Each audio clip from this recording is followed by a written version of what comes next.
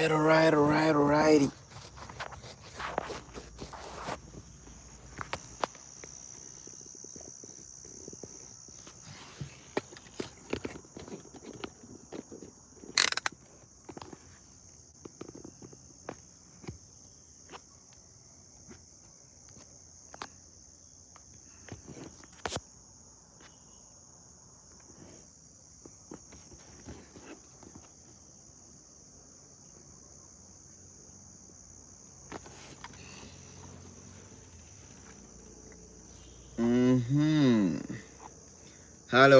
Hello, good people. I guess we're already live. Live. If any of you can see me or hear me, feel free to give me a thumbs up or a like, so that I can know I'm actually talking to people somewhere out there.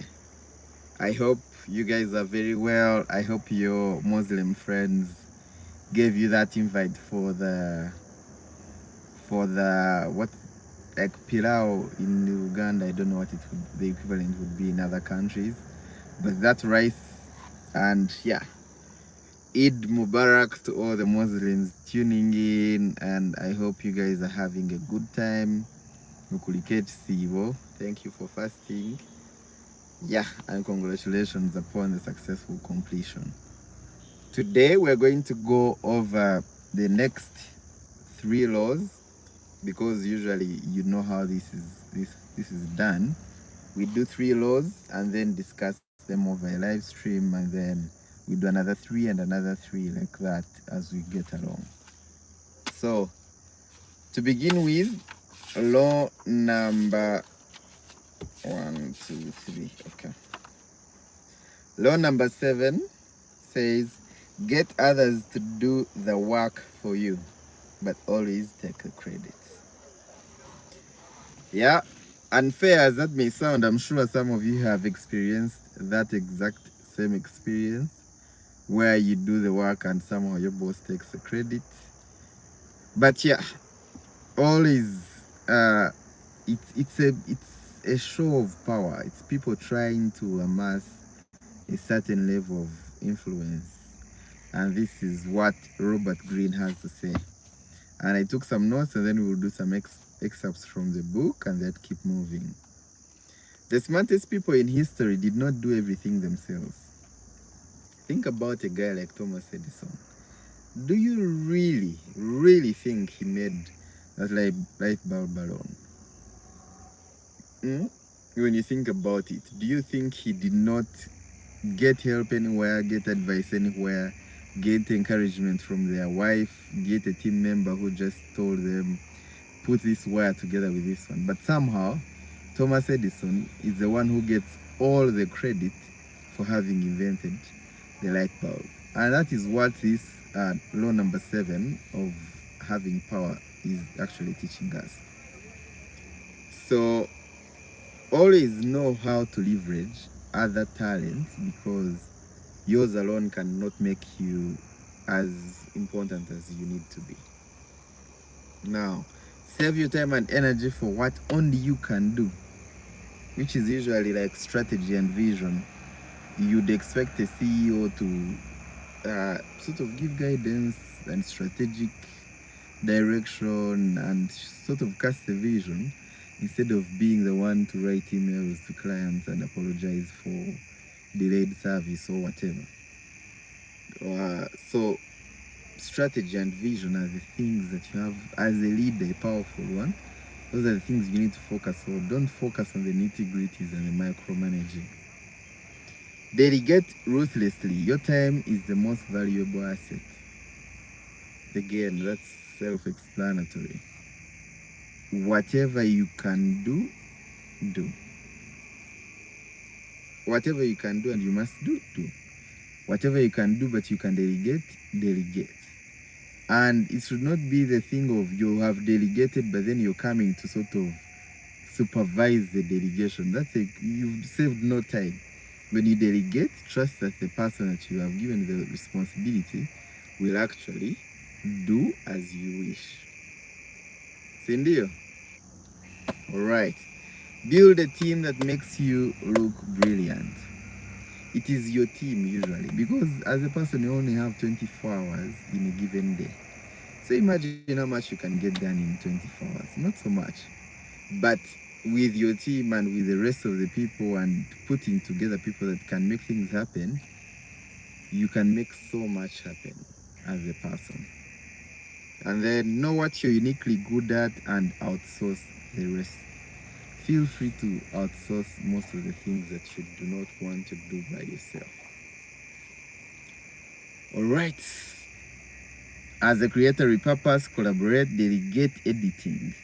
You cannot be doing successful YouTube and you have to script, record, edit along with your job and your other side hustles. It just cannot happen. Learn to delegate.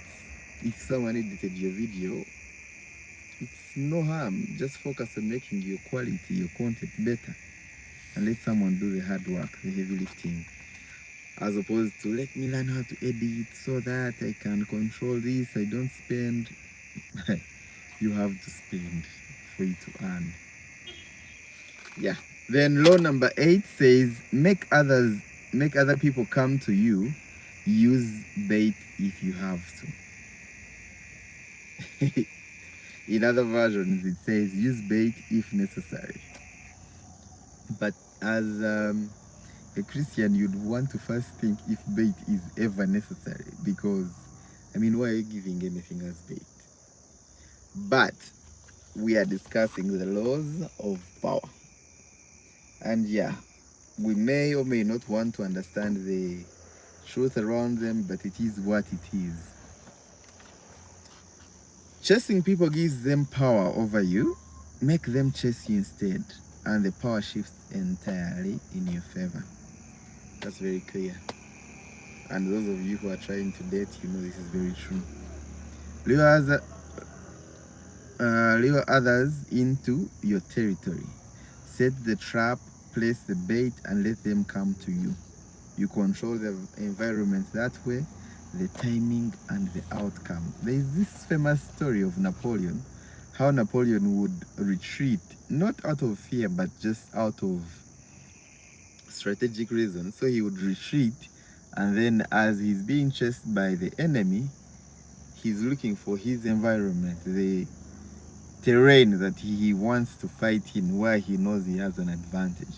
Soon as he gets into the terrain where he has an advantage, he would open fire and everyone else would lose to him. So interesting. So never chase, rather create desire and let people come to you. Set your price high. Scarcity creates demand. The basic economics that any of you watching this really understands is demand and supply are givens. So the more you supply, the more you lessen the demand. But the more you tighten the supply, the more people begin to pay higher for the same product, for the same value. Then whoever moves first loses. Even if you're on a call and somehow there is a disagreement with your girlfriend or with your wife or with your boss, whoever speaks first loses. It's usually the given. And then create urgency and scarcity rather than begging, especially in sales. Imagine if you beg a client, please, my life depends on you, buy from me, what, rather than explain to them why they need the product and why it addresses certain pains that they have. You'll have lost that client. That's a given. So law number 9, let's move on swiftly because I'm intending to do this in 15 minutes. Win through your actions, never through your arguments. You can win every argument and still lose the war. Do you remember the story of Galileo when he came and said the earth moves around the sun and the sun what, and he got imprisoned. But other scientists came and invented the telescope and provided evidence that the earth actually moves around the sun. We've not had any of those scientists being imprisoned. Instead, they are put in very safe places and paid highly so that they can continue to discover as much. So what Galileo did was just empty arguments, just theory. But the people who invented the telescopes actually showed evidence of what they were actually doing. So yeah. So show, don't tell, results versus debates. Never let doubters not watch you when you succeed. Always let the doubters watch you when you succeed, because then you have moved from argument to the action part. And then silence paired with results is devastating. Do you ever wrong a person and then they keep quiet? You wrong a person and they're like, okay, no problem. That's you know how it feels. Anyways, I wish to wind this live down. I am going to go live again tomorrow. Subscribe and yeah, turn on your notification bell so that we can always discuss and learn together. The next law is about avoiding the unhappy and the unlucky. Why do you need to guard your space so jealously, so much so that it is not infected? All right, good people, thank you for tuning in, thank you for watching, thank you for quote unquote coming. Yeah, I'll catch you guys on the next video. That's it for today. Eid Mubarak. Continue to enjoy your very amazing days. I wish you the very best. Peace out.